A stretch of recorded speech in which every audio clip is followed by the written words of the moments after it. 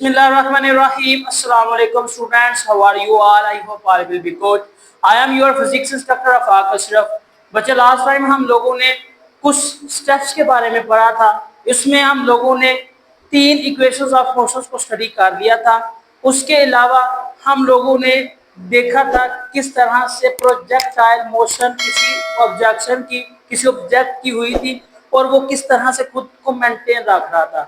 आज जो हम लोगों ने करना है वो है इसकी तीन बेसिक डेफिनेशंस के हिसाब से इसकी तीन बेसिक प्रॉपर्टीज है और उनको हम लोग देखेंगे कि किस तरह से सॉल्व करेंगे और किस तरह से उसको मालूम करेंगे। अभी तक आप लोगों ने हमारे चैनल को सब्सक्राइब नहीं किया तो इसको लाजमी सब्सक्राइब करें, लाइक कमेंट और शेयर करना मत भूलिएगा ताकि इस चैनल की जितनी भी एजुकेशनल वीडियोस हैं वो आप तक पहले पहुंची जा सके। आए आज का लेक्चर हम लोग स्टार्ट करते हैं। बच्चे आज के लेक्चर में सबसे इम्पोर्टेंट जो चीज है वो है आप लोगों की height of the projectile. What is the distance, what is the height, what is the launching. आपके पास ये तीन स्टेप्स बनेंगे। एक उसका स्टार्टिंग पॉइंट बनेगा, दूसरा उसका हाईएस्ट पॉइंट बनेगा, तीसरा उसका लैंडिंग पॉइंट बनेगा। उस हिसाब से तीन कैटेगरी में इसको तकसीम किया गया है। एक को हम लोग कहते हैं हाइट ऑफ द प्रोजेक्टाइल कि प्रोजेक्टाइल मैक्सिमम कितनी हाइट तक जाकर वापस आ सकता है, मैक्सिमम कितनी हाइट तक जाकर वापस आ सकता है। दूसरा है आपका टाइम ऑफ फ्लाइट, जैसे फ्लाइट का टाइम है 12 ओ क्लॉक, इस तरह से। वैसे ही टाइम ऑफ फ्लाइट को मालूम करने का क्या तरीका, क्या फार्मूला है वो देखेंगे। उसके बाद जो इसका थर्ड रूल है वो है range of the projectile, maximum और मिनिमम वो कहां पर जा सकता है। सबसे पहले आप लोगों का height of projectile. Height of projectile वो सबसे ज्यादा मैक्सिमम डिस्टेंस है जिस डिस्टेंस तक कोई प्रोजेक्ट की हुई बॉडी जा सकती है। The maximum vertical distance covered by the projectile, maximum vertical distance. बच्चे ये देखिएगा, ये आपके पास हम लोगों ने देखा था प्रोजेक्टाइल मोशन में मैक्सिमम वर्टिकल डिस्टेंस।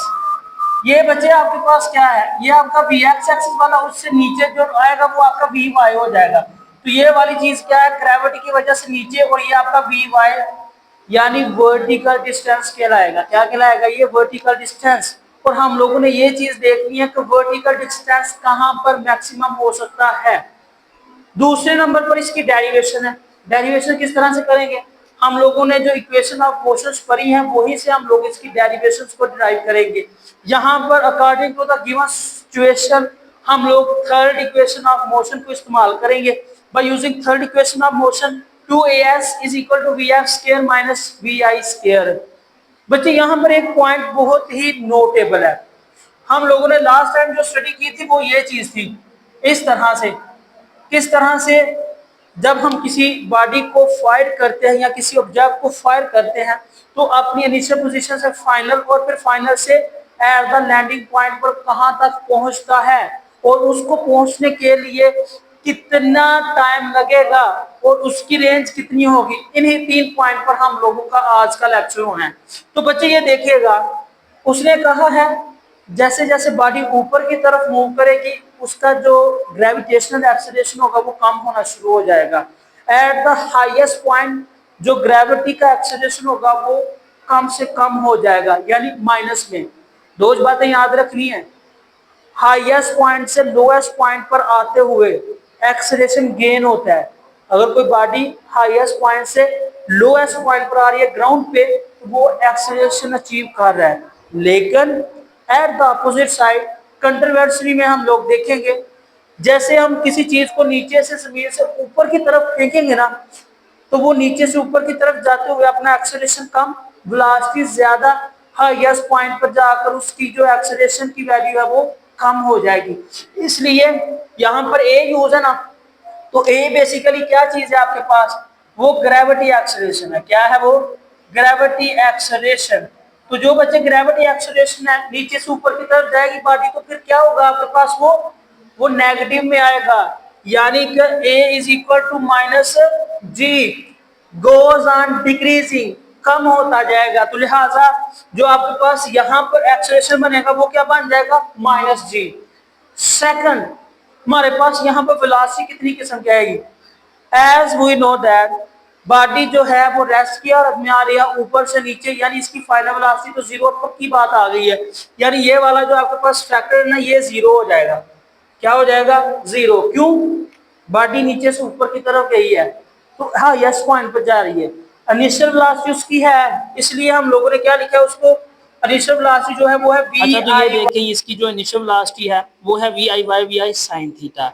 और जैसा कि हम लोगों ने देख लिया था कि बॉडी ऊपर से नीचे की तरफ आ रही है तो इसकी जो फाइनल वेलोसिटी होगी ऊपर से नीचे की तरफ जब वो ट्रेवल करेगा ना तो फिर उसकी जो वेलोसिटी हो जाएगी ग्राउंड स्टेट पर वो जीरो हो जाएगी। तो उस लिहाज से हमारे पास जो इसकी वेलोसिटी काउंट होगी वो क्या होगी, v f y is equal to zero because the body can covers to rest after the comes to rest after reaching at the highest point है। तो जब हम इसकी वैल्यूज को रिप्लेस करेंगे तो यहाँ पर देखें ऐसे जो है वो हाईएस्ट पॉइंट था, हाइट आ जाएगा। जो इसकी इनिशियल वेलोसिटी है वी आई वो आ जाएगी v i by sine v i sine theta. और जिस पॉइंट पर वो लैंड कर रहा है वो जो लैंडिंग वैल्यू आएगी वो उसकी आ जाएगी v i by x equal to zero. जब वैल्यूज को रिप्लेस किया तो आपके पास आ जाएगा minus two g h is equal to zero square minus v i sine square. क्योंकि इसकी फाइनल वेलोसिटी जीरो थी तो वो जीरो, बाकी दोनों साइड पर माइनस है, माइनस माइनस से कैंसर। तो प्यारे बच्चों ये देखें आपका जो हाइट ऑफ प्रोजेक्टाइल का फार्मूला है यानी एच, क्योंकि फाइंड ही एच करना है तो यहाँ पर हम लोग एच को एक साइड पर रहने देंगे तो दूसरी साइड पर जो चीजें उन फैक्टर्स को रेंज, और ये बच्चे आप लोगों का आंसर कहलाएगा और इसको हम लोग कहेंगे हाइट ऑफ द प्रोजेक्टाइल। ठीक है, इस चीज में हम लोगों ने बहुत अच्छे तरीके से देख लिया है कि किस तरह से ऑब्जेक्ट ऊपर की तरफ जा रहा है और नीचे की तरफ आ रहा है।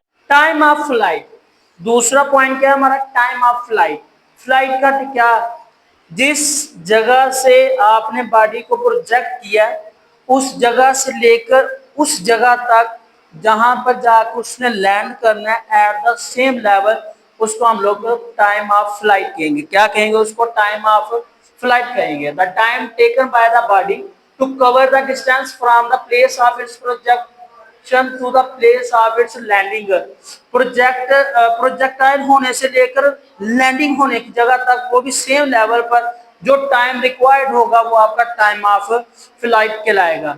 लेट्स देखते हैं, देखें दो तरह के टाइम यहाँ पर होंगे, एक टाइम ऊपर जाते हुए और दूसरा टाइम नीचे आते हुए। एक को हम लोग असेंडिंग टाइम कहेंगे और दूसरे को हम लोग डिसेंडिंग टाइम कहेंगे। असेंडिंग टाइम ये देखिए बच्चों उन्होंने एक लेवल कहा है यानी कि एक दफा ऊपर और फिर उसी लेवल से नीचे आएगा तो वो आपका असेंडिंग और डिसेंडिंग टाइम कहलाएगा। असेंडिंग टाइम कौन सा होता है, the time taken by the body to reach highest point. Highest point पर पहुंचने के लिए जो टाइम रिक्वायर्ड होगा किसी प्रोजेक्टाइल ऑब्जेक्ट को या प्रोजेक्टाइल को, वो आपके पास असेंडिंग टाइम होगा।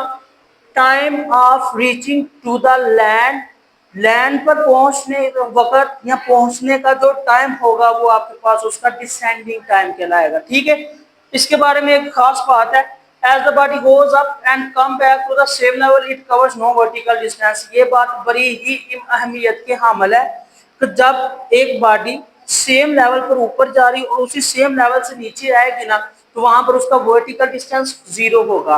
वर्टिकल डिस्टेंस मैंने आप लोगों को बताया पहले भी, ये देखिए अगर बॉडी प्रोजेक्टाइल हुई है ये आपका वी एक्स वाला पॉइंट और इसके नीचे आते हुए आपका वी वाई वाला पॉइंट शुरू हो जाएगा यानी इसका वर्टिकल डिस्टेंस। तो वर्टिकल डिस्टेंस क्या हो जाएगा, वो जीरो हो जाएगा। आगे है इसकी डेरिवेशन।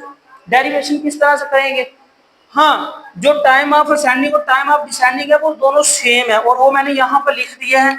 आप बकायदा तौर पर अलग अलग भी लिख सकते हैं, आप लिख सकते हैं time of ascending time to reach at the maximum height, और साथ में फिर ये फार्मूला लिख लें time taken by a body to reach to the ground state. फिर आप लोग उसके बाद ये फार्मूला लिख सकते हैं एज योर पेपर प्रेजेंटेशन। ठीक है, डेरिवेशन क्या होगी, डेरिवेशन में हमारे पास जो रिक्वायर्ड चीजें हैं वो पहले हम लोग मेंशन करेंगे। मेंशन में हमारे पास उसकी इनिशियल वेलोसिटी आएगी, हम लोगों ने पढ़ा है उसकी इनिशियल वेलोसिटी आएगी। उसकी इनिशियल वेलोसिटी क्या है, वही v i y is equal to v i sine theta.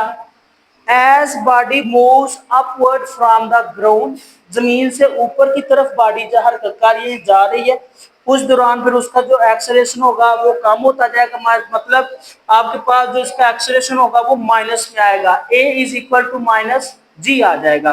फिर हम लोगों ने क्या फाइंड करना है, टाइम। हमारे पास जर्नल इक्वेशन है s is equal to v T.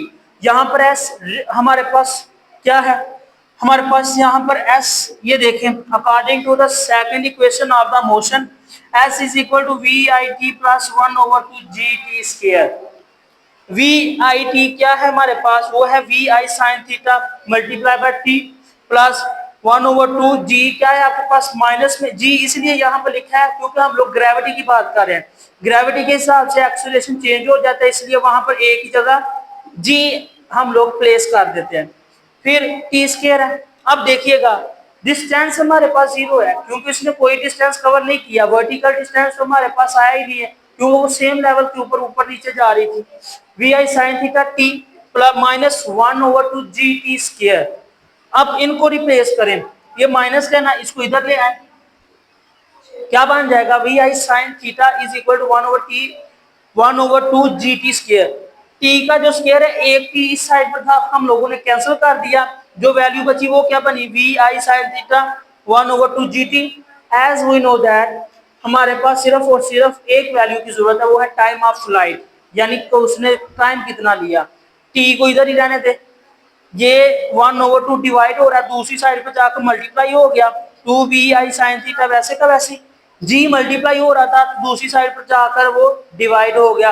और प्यारे बच्चों ये आप लोगों का टाइम ऑफ फ्लाइट कहलाएगा, क्या कहलाएगा, टाइम ऑफ फ्लाइट। तीसरे नंबर पर आप लोगों का आ गया है रेंज ऑफ द प्रोजेक्टाइल। क्या आ गया, रेंज ऑफ प्रोजेक्टाइल। दो खसूसियत आप लोग पढ़ चुके होंगे, एक आपने हाइट ऑफ प्रोजेक्टाइल, हाइट पर क्या होगा, फिर आपने उसका टाइम ऑफ फ्लाइट पर है। तीसरे नंबर पर हम लोग पढ़ेंगे रेंज ऑफ प्रोजेक्टाइल, किस रेंज तक वो आसानी तरीके से जा सकता है। इसके दो स्टेप्स होंगे, एक मैक्सिमम और एक मिनिमम। देखें, the horizontal distance covered by the body from the point of projection to the point of landing, वो horizontal distance जो कोई बॉडी प्रोजेक्शन पॉइंट से लेकर लैंडिंग पॉइंट तक करती है रेंज कहलाती है। क्या कहलाती है, वो रेंज कहलाती है, यानी जिस पॉइंट से वो प्रोजेक्ट कर रहा है और जिस जगह पर जाकर वो लैंड कर रहा है, वो जो डिस्टेंस होगा वो असल में आपके पास क्या कहलाएगा, रेंज। क्या कहलाएगा, रेंज। तो यहाँ पर जो एस होगा वो किसके इक्वल होगा, वो आर के इक्वल होगा। किसके इक्वल होगा, आर के। यहाँ पर हम लोग इसके एक्सप्रेशन को ड्राइव करते हैं। लेट्स सपोज दैट इसकी एक्सप्रेशन को ड्राइव करने के लिए क्या करेंगे, multiply the time of flight, जो अभी अभी आप लोग को 2vi sin थीटा ओवर जी निकाल के आए हैं, with the horizontal component of the velocity, उसके horizontal component velocity के का horizontal component से मल्टीप्लाई करेंगे। s हमारे पास क्या है, r है। जर्नल इक्वेशन क्या थी, s is equal to v t. s किसके इक्वल आ जाएगा, r के। v initial velocity v i x multiply by t, और टाइम ऑफ फ्लाइट हमारे पास क्या निकला था, 2vi sin थीटा ओवर जी।